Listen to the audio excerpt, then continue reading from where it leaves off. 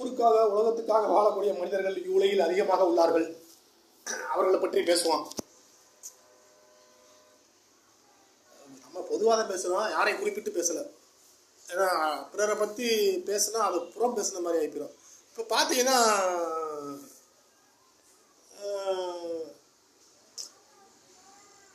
எப்படின்னா, ஒரு விஷயம் அவங்க செய்யணும்னு நினச்சாங்கன்னா, ஒரு காரியத்தை செயலில் இறங்கணும்னு நினச்சாங்கன்னா, இந்த ஊர் நம்மளை ஒரு மாதிரியா பேசிடுமோ, இந்த உலகம் நம்மளை ஒரு மாதிரியா பேசிடுமோ, தெருவுக்காரங்க ஒரு மாதிரியா பேசிடுவாங்களோ, நம்ம உற்றார் உறவினர்கள் நம்மளை தவறாக நினைத்து விடுவார்களோ, அவர்கள் என்னை கேலி கிண்டல் செய்து விடுவார்களோ, இவர்கள் என்னை கேலி கிண்டல் செய்து விடுவார்களோ, அவர்கள் என்னை கேலி கிண்டல் செய்து விடுவார்களோ, இந்த உலகம் நம்மளை கேலி கிண்டல் செய்து விடுமோ, இப்படிதான் நினைக்கக்கூடிய மனிதர்கள் அதிகமாக. இப்படியே நினைச்சு தன்னுடைய வாழ்க்கையையும் அவர்கள் அழித்துக் கொள்வார்கள்.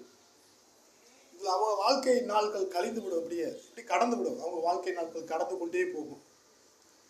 கடைசியில் இளமை போய் முதுமை வந்து விடும். அப்புறம் வயசான பிறகு கம்பு ஊண்டின பிறகு என்ன செய்ய முடியும்? கம்பு ஊண்டின பிறகு என்ன செய்ய முடியும்? ஒன்றும் செய்ய முடியாது. அதனாலதான் எதை செய்யணும்னு நினைக்கிறீங்களோ அதை செயல்ல இறங்கிருங்க. என்ன நினைக்கிறீங்களோ அதை செயல்ல கொண்டு வாங்க. வெற்றியை கொடுக்கும்.